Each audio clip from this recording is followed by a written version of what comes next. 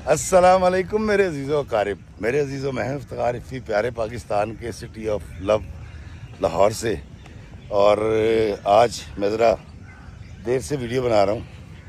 जी हाँ, तकरीबन 8:30 बजे का टाइम है, लेकिन धूप नहीं निकली हुई। बाग़े जना में मौजूद हूँ और माज़रत चाहता हूँ कि 4 दिन गैर हाजिर रहा। अब 4 दिन की गैर हाज़िरी की वजह भी मैं आपको बता देता हूँ। हुआ दरअसल ये था, आज से 4 दिन पहले जब ये बादलों का और बारिश का सिलसिला लाहौर में शुरू हुआ है, तो उस दिन मैं और मेरी बेगम हम दोनों यहाँ पर आए थे एक छतरी लेके। हालांकि हमारे घर में 4-5 छतरी हैं और मेरी बेगम ने कहा कि 2 छतरियाँ क्यों ना लें। मैं कह रही बेगम, हम एक छतरी के नीचे वॉक करेंगे। वीडियो तो नहीं बन सकेगा, मैं उस दिन लाइव किया था, वो शायद आपने वीडियो देखा हो। और इस कदर खूबसूरत हवा चल रही थी, इस कदर आला दर्जे की बारिश थी कि मैं आपको बयान नहीं कर सकता।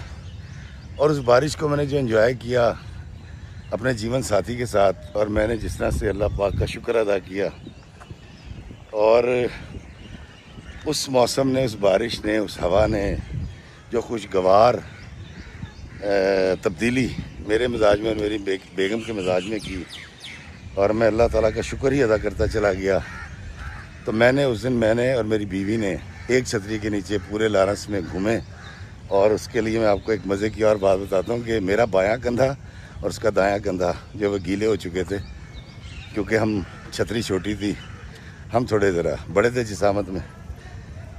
तो वो जो खुशी मुझे उस दिन मैसर आई थी, आप यकीन करें 4 दिन तक मैं अल्लाह की उस करम नवाजी को एंजॉय करता रहा और ख़ुशी के साथ जश्न मनाता रहा। जो मैं आप सबसे कहता हूँ कि हमें अपनी ज़िंदगियों में खुशियों को जगह देनी चाहिए, बल्कि अगर हमारे हाथ कोई छोटी मोटी भी खुशी आ जाए तो उसका जश्न बना देना चाहिए। ऐसा कहना था बाबा जी इशफाक साहब का। तो जिन लोगों को ये मेरी गैर हाज़िरी समझ आई है उनका शुक्रिया, जिनको नहीं आई उनसे मैं माज़रत खा हूँ कि मैं नहीं आ सका। तो आज जो कहानी मैं आपको सुनाऊँगा, ये कहानी एक साहब की है जिनका नाम है आरिफ साहब। पैदा यूके में हुए, उनके माँ बाप ने उनकी बड़ी अच्छी तरबियत की, उनको पंजाबी उर्दू सिखाई, दीन पर अमल करना सिखाया। और आरिफ कहता है कि मैं जब बड़ा हो गया और कमाने के लायक हो गया तो मैं नमाज़ पढ़ा करता था, दीन की तरफ राग़िब था।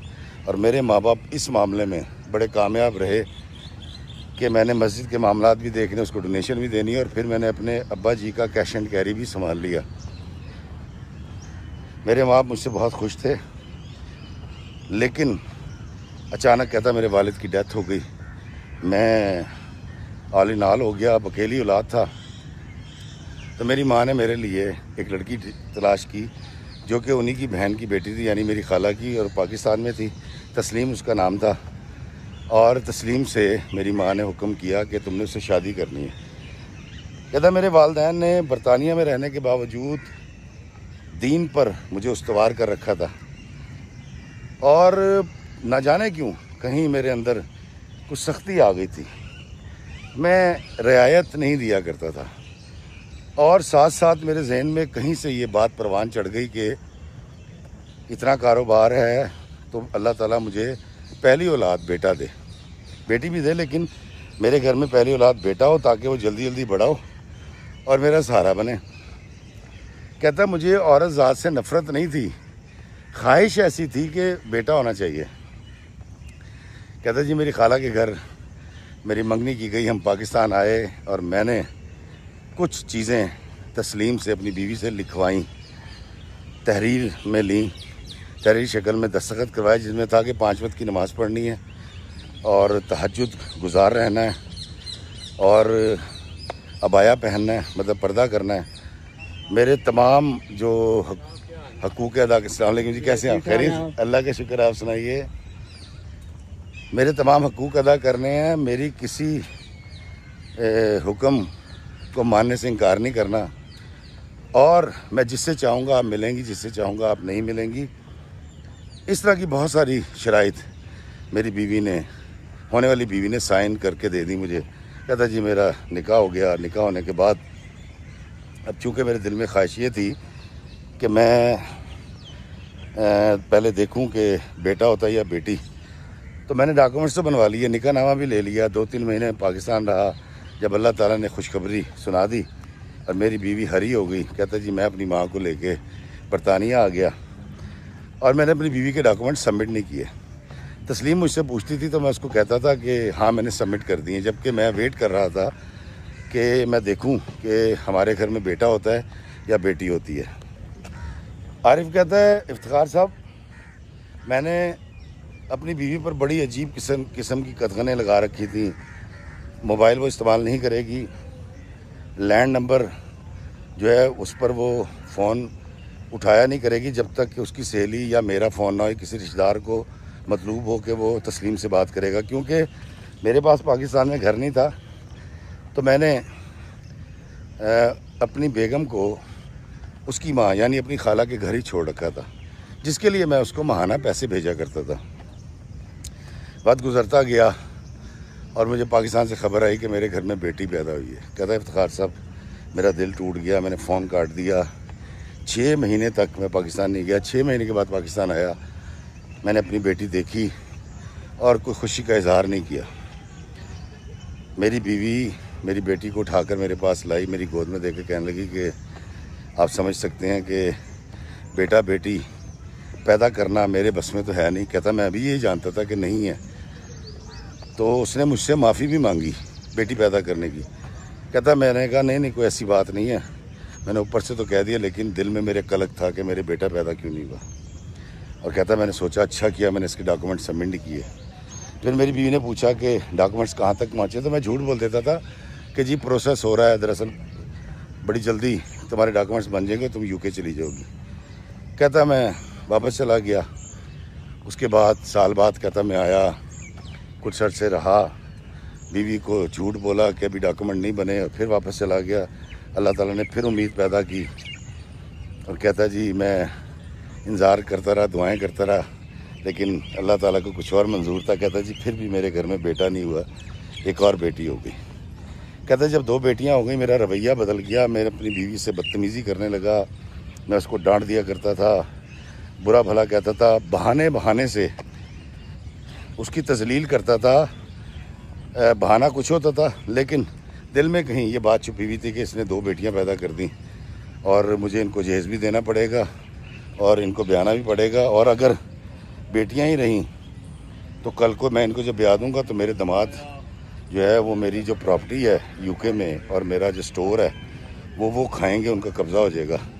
कहता ये पागल वाली सोचें मेरे जहन में चलती रहीं। हालांकि मैं दीन के करीब रहने वाला आदमी था। कहता मुझे नहीं पता इब्लीस ने ये सोच कैसे और कब मेरे जहन में पेवस्त कर दी थी और मैं ऐसा सोचने लगा था। कहता इसमें मेरी माँ का बड़ा हाथ था। तो मेरी माँ मुझे कहती थी कि देख मुझे अल्लाह ने एक ही औलाद दी और वो बेटा था और देख ले तूने अपने बाप का सारा कारोबार संभाल लिया। तो कहीं बेटे की ख्वाहिश को तगड़ा करने में, तवाना करने में मेरी माँ का भी हाथ था। कहता जी वक्त गुजरता रहा और मैंने फिर पक्का इरादा कर लिया कि मैं अपनी बीवी के डॉक्यूमेंट सबमिट नहीं करूँगा, इसको मैं यूके लेकर नहीं जाऊँगा। लेकिन इफ्तिखार साहब मैं उसको जो कहता वो आमन्ना सदकना कह के कबूल कर लेती। हर बात, हर हुक्म की तामील करती थी तस्लीम। मतलब मेरी हर बात के आगे उसका सर जो है वो झुका हुआ था, तस्लीम था। कहता वक्त गुजरता गया, मेरे जहन में एक बात आई कि चूँकि मुझे बेटा तो लाजमी चाहिए, तो मैंने पाकिस्तान में 1-2 रिश्ते वालों से कहा कि मुझे एक लड़की दिखाओ, मैंने शादी करनी है। और लड़की वालों को ये नहीं बताना कि मैंने पहले से शादी कर रखी है। कहता जी रिश्ते वाले ने कुछ रिश्ते दिखाए, उनमें से एक लड़की पसंद आई मुझे भी, मेरी अम्मी को भी। उसका नाम राशिदा था। राशिदा शक्ल सूरत की बहुत अच्छी लड़की नहीं थी लेकिन खूबरू थी, 5-6 साल मुझसे छोटी थी।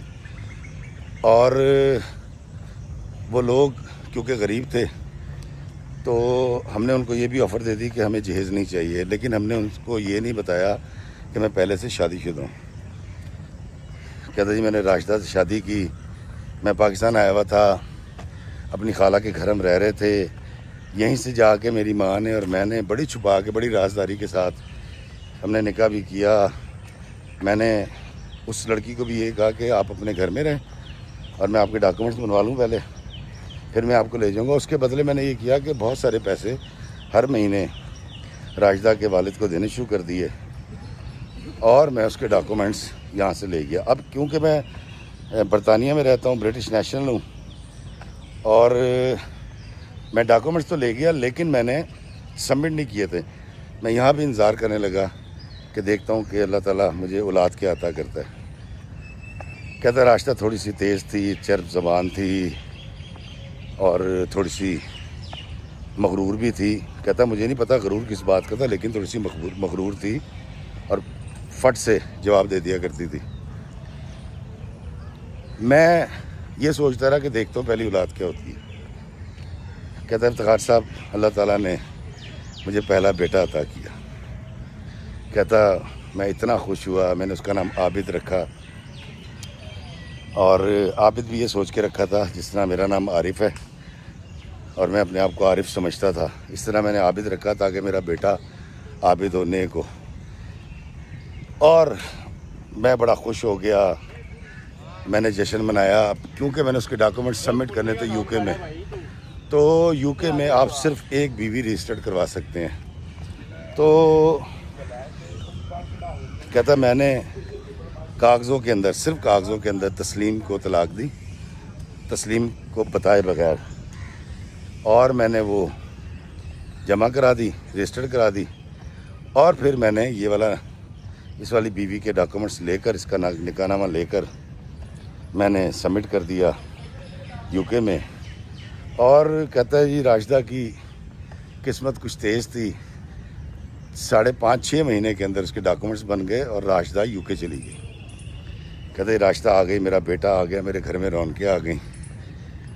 लेकिन इस सारी कहानी का, इस सारे सीन का तस्लीम को बिल्कुल नहीं पता। तस्लीम उसी तरह अपनी भाभी के मोबाइल से मैसेज करती रही, और जब मेरा दिल करता था मैं उससे बात कर लेता था, और जब दिल करता था मैं उसका फ़ोन काट दिया करता था। दोस्तों मैं वैसे ही नोट कराना चाह रहा हूँ, देखिए जी आज का मंज़र, क्या हसीन व जमील मौसम और ख़ूबसूरत बादल, अल्लाह की करम नवाजी, सुबहान अल्लाह। और इस तरफ अगर देखें तो ये देखें। कहता ये मामला चलता रहा और ज़िंदगी गुजरती रही। मैं बड़ा खुश था। मैंने तस्लीम को बिल्कुल पता नहीं चलने दिया कि मैं दूसरी शादी कर चुका हूँ। वो बेचारी फ़ोन करती थी, पूछती थी कि मैं कब तक यूके आ जाऊँगी। मैं हर बार कहता था बस तुम्हारे डॉक्यूमेंट्स बनने वाले हैं बड़ी जल्दी, और तुम बड़ी जल्दी यूके आ जाओगी।